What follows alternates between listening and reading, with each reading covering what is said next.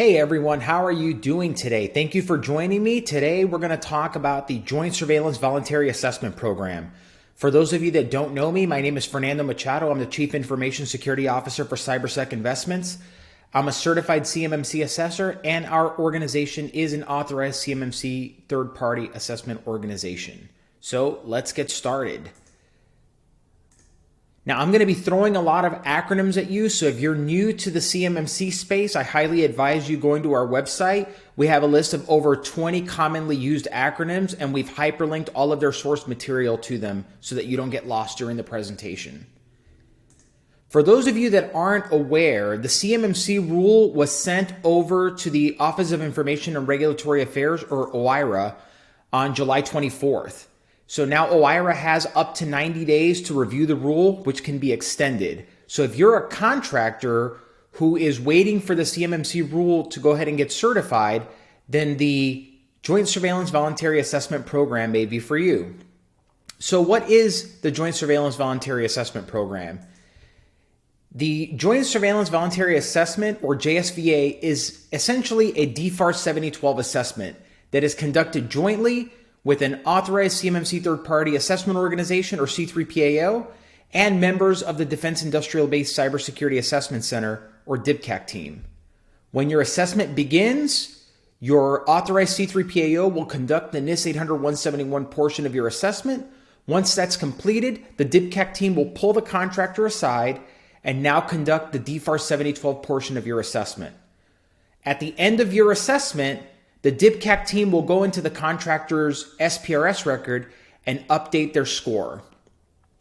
One of the advantages of a joint surveillance assessment is it's the DoD's intent that if you go out and get a joint surveillance assessment today, when the CMMC rule is finalized, then your assessment will convert to a CMMC Level 2 certification, and at that time, your 3-year recertification clock would begin. So this could potentially be a huge cost savings to contractors in the defense industrial base.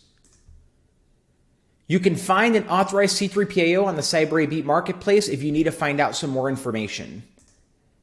Now, there are 2 criteria to be eligible for a joint surveillance assessment. 1, you must have the DFARS 7012 contract clause in your contractual agreement. And 2, you must be actively handling covered defense information. Once you've selected an authorized C3PAO, this is typically what a joint surveillance assessment process will look like. So first, that contractor is going to enter into a contractual agreement with an authorized C3PAO. The authorized C3PAO will then submit contractor information to the CyberAB, and this is going to be things like the contractor's name, their location, cage codes, and what contracts they have with the DoD. The CyberAB will then submit that information over to the DFCAC team, and if the DFCAC team determines that the contractor is eligible and there is availability, then the DFCAC team will contact the contractor to establish a scoping call and a projected assessment date. Once your scoping call is completed, the DFCAC team will now request documentation from you to review. So they're going to review your policies, your procedures, and any other relevant artifacts that you provide to them. During the week of your assessment, your C3PAO will conduct the NIST 800-171 portion of your assessment. Like I stated before, once that's completed, now the DFCAC team will pull the contractor aside to now conduct the DFARS 7012 portion of your assessment. The areas that your DFCAC team is going to validate include, but are not limited to, things like, do you have a medium assurance certificate to report a cyber incident in accordance with paragraph C? If you're using a cloud service provider to process, store, or transmit any covered defense information, that cloud service provider is at least FedRAMP moderate or equivalent and is complying with paragraph C through G. And are you flowing down the DFARS 7012 clause in accordance with paragraph M when the subcontract performance involves covered defense information? At the end of your assessment, this is going to result in what's called a high assessment.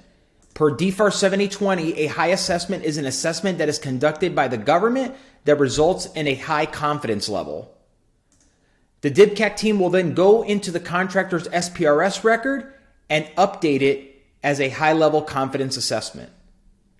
That pretty much wraps up the Joint Surveillance Voluntary Assessment. For more information, please email us at info@cybersecinvestments.com or give us a call. Make sure to follow me on LinkedIn. And last but not least, if you are new to the CMMC space, we have a book out called CMMC Simplified. It's everything that you need to know about the CMMC program, all in under 30 pages. I look forward to seeing you then.